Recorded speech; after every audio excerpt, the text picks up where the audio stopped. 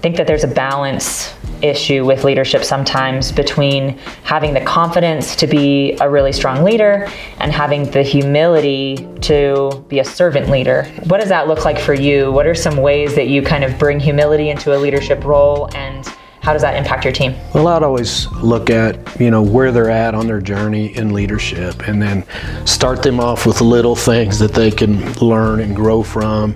And it could be as simple as making them do an individual video and send it to their wife or whatever, as opposed to, you're going to get up in front of the room and now give a presentation. He wasn't ready for that yet, but you can work them along this ladder of leadership and continue to, once they master this one, now you go to another level and you challenge them to go even further. And so you just have to work them up that leadership ladder and continue to get them outside their comfort zone to learn and grow. Welcome back to the CoPilot Coaching Podcast. Mary Lightfoot, Gary Lightfoot, we are your coaches and owners at CoPilot Coaching, and we've got some pretty fun stuff to discuss today. Absolutely. So we want to talk about what it takes to be a great leader. Yep. Not even just a good leader, but a great leader, and what the difference is between, a manager who's just telling people what to do and someone who's really moving the needle. So do you have a top one? Like the number one thing that makes a great leader that you think of? I think it's important to challenge your team and put together a team that's willing to get outside their comfort zone. And so constantly challenging them to grow and learn, and them to develop leadership skills also. Yeah. Constantly growing. You had a next level leadership team even. Mm-hmm. And so I think I think you led by example so much in that, like, you were always growing the people on your team and being active about it and intentional about it. Yeah. And so it made them kind of look at their teams separately. And that's how I'd always looked at my business is if I am the owner, I'm really worried about, and I find myself constantly worrying about like the customer experience or, whether or not things are happening, then that always kind of led back to a leadership issue to me. Yeah. Because if I'm pouring into my leaders, then they're going to naturally pour into their teams. Those teams are going to go out and serve the customers. And so it almost always comes back to a leadership thing. And so a great leader is somebody whose main number one focus is somebody who's pouring into their people. Yeah. I think a good way to do that is to make it a priority to have time with each person that you're leading, so you can get to know them, what their goals are, how can you help them, reach their individual targets or their personal targets. I always wanted leaders that worked for me that were not only willing to work on the business, but to get personally, whether it's relationships, their wealth, their health, was a big thing that I always wanted to be a good example for, but challenge them to be better people in their own lives, and then they became better employees because of it. I remember there was a time where you almost had like a KPI metric for your leadership, where you were like, well, how many of my employees got to like buy their first house? Yeah. How many of my employees like felt like they were in a place to have a baby? Yeah. You even had an old employee who called you and was like, I don't think I want another kid, and I'm too busy for this, and I can't afford this and all that. And you were like, dude, what are you even doing? Like, what's your why? Like, what's your goals? What are your targets? Absolutely. Yeah, I love to challenge them for sure. It's fun.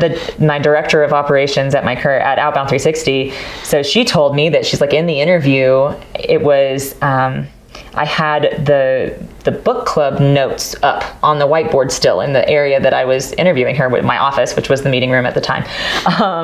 And we had the book that we were reading and the theme for that quarter. And we didn't even discuss it during the interview.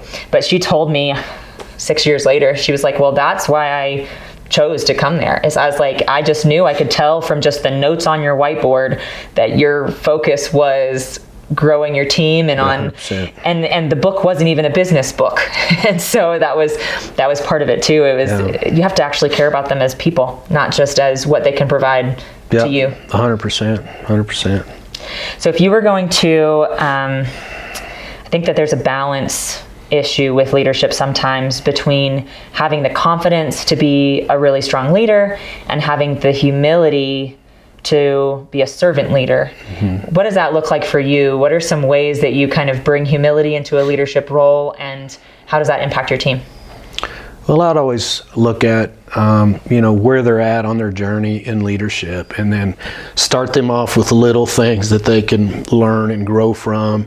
And it could be as simple as making them do an individual video and send it to their wife or whatever, as opposed to, you're going to get up in front of the room and now give a presentation. He wasn't ready for that yet, but you can work them along this ladder of leadership and continue to, once they master this one, now you go to another level and you challenge them to go even further. And so you just have to work them up that leadership ladder and continue to get them outside their comfort zone to learn and grow. Yeah, I love it. That's not expecting too much of what somebody's outside of their capability zone. Yeah. We've talked about so many times about want it, get it, or have the capacity. We learned that from, I think, Traction was the book originally where we read it. Yeah. And leadership applies the same way. It's just the same as any role. Do they really want to be a leader? Did you shove somebody into a management position because you needed them there and they were the only one available, or do they really want to be a leader? Do they understand? Do they get it? Do they understand what it takes to be a leader? But then at a very base level, there's a have the capacity. And I do think that leadership is a skill that can be learned and developed. Yeah. But I do also think that there's people that are natural leaders that they incline that way. And it's not to say that the only leaders in your company would have to be natural leaders. Yeah. But I do think that you want to kind of understand if they even have the capacity to be in that leadership role. Man, bad leadership, what a culture killer that is. Oh, 100%, yeah. What would you say is, if you had to go down to a lesson of like a trait that you would look for, that you would avoid in a leader? Like if you said, this is a red flag, if somebody is like this, I would never put them into a leadership role in the company. What would one of those be for you? One of the things coming to mind is just negativity. I can't stand negativity. I can't be around anybody that's negative.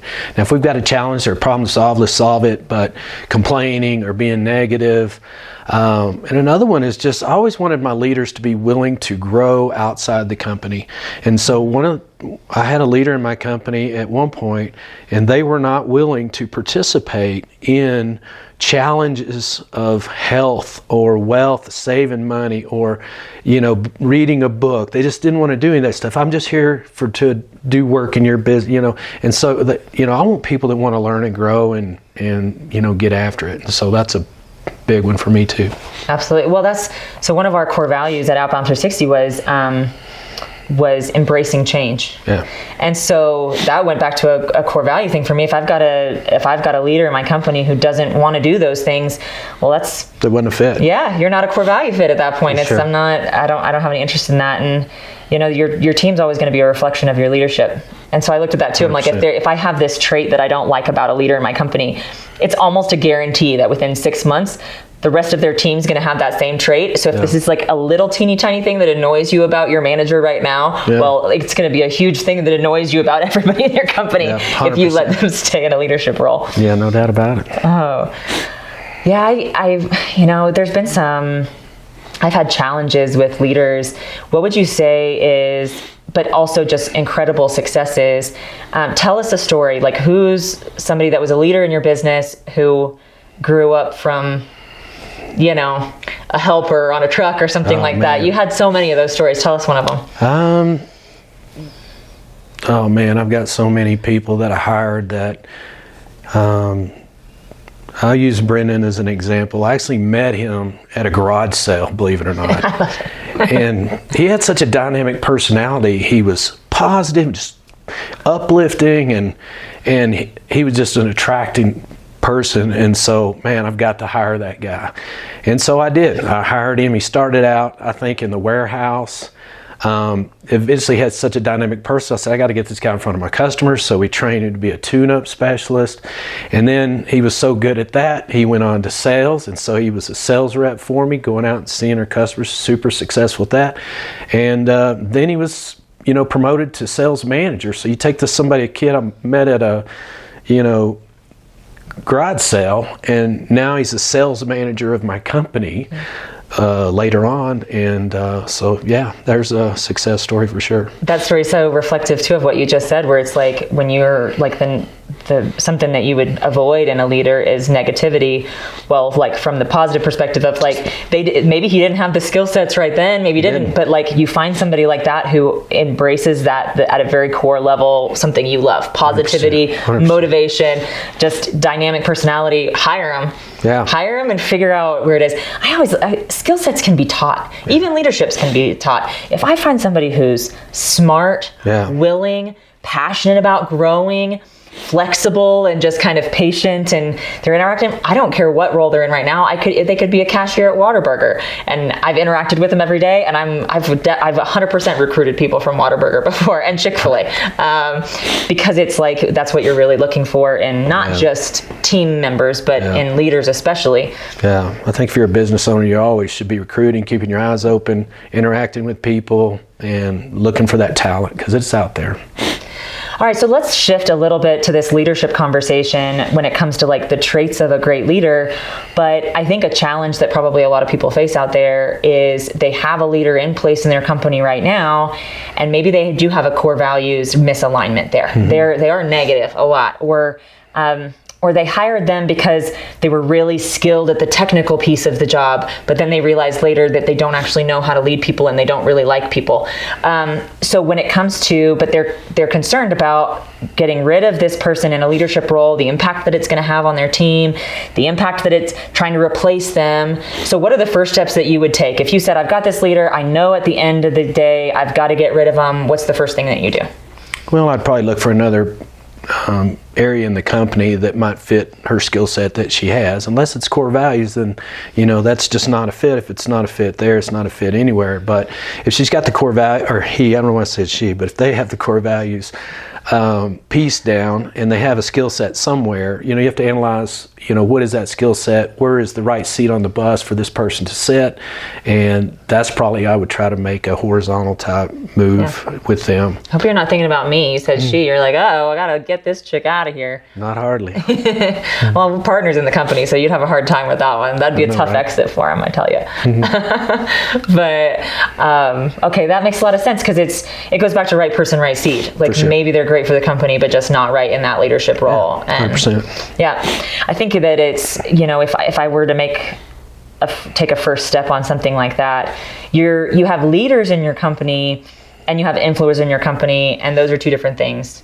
We used to talk about this, that it's like there's conversations that happen around the dumpster. All the guys are cleaning out their trucks, right? Or the water cooler at the office, and there's people that are involved in those conversations who are influencers in your company, but maybe they're not in a place yet to be a leader. Maybe they're never going to be a leader. They're in the role that they're in, but they could have an impact. They have a significant impact, and their energy, kind of people match it. You can tell who these people are in meetings. They're talking, so everybody's getting engaged, or if they're blowing it off and they're irritated by it, everybody's following along. And if you can sometimes if you're like implementing a new initiative, or if you know that you're in a place where you're going to need to replace a leader, then you can involve those influencers in the process. But I would say this is that if you have a leader, and at just a base level, like if we had a leader in the company who was a cancer in the company, who we kind of, in the process of meeting, we're like, oh, wow, okay, maybe this should have happened 6 months ago, but they're wasting time, they're wasting money, they're really hurting the culture, they're hurting the people. We didn't wait until we had a plan in order to fire them. We said, nope. Like you don't wait until at the end of, chemotherapy to cut out the cancer. You go in first. You start with the surgery. You say, get rid of the bulk of the problem, and then you go back and you try to repair and you fix and everything. And so I'd say that that's probably the toughest thing. If you have a leader that is in place, and for sure, get rid of them. And then start the process of replacing. And then after you do, you'll have everybody coming up to you and go, boss, what took you so long to do that? Oh my gosh. Okay. It's the confirmation that you made the right decision. For sure. And I've seen the concern of where it's like, well, if I fire this manager, then these 5 people are going to go with them. And I'm like, okay, if you fire a really crappy manager who's a culture who's a cancer in your culture, and 5 people are going to go with them, guess what? It just meant the cancer spread, and and you get rid of all of it at the same time. And if I don't know that we've ever had a termination of a manager that we regretted. No, I don't think so. No, and we haven't had to have very many of those because we're really, really picky when we hire them. For sure. But we've laterally moved some, but but just straight up terminations aren't that difficult. But yeah. Well, awesome. You got to hire on your core values. Exactly. Hire on your core values. And that goes all the way up to leadership. It can be tough. A lot of our followers are people in the home services industry. And so it can be tough because there's licensing issues, right? So it comes into your plumbing team or your electrical team or your HVAC team, whatever.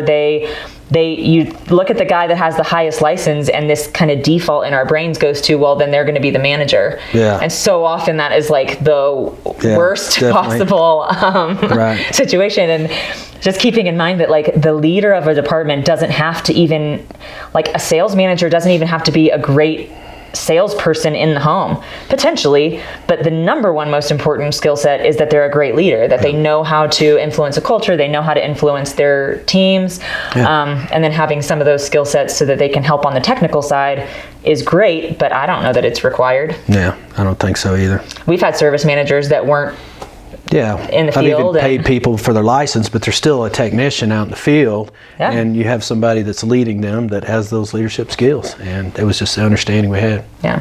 And I know that sometimes there's this question of like, well, are my guys even going to respect him? If they haven't ever been out in the field, then my guys aren't going to respect him.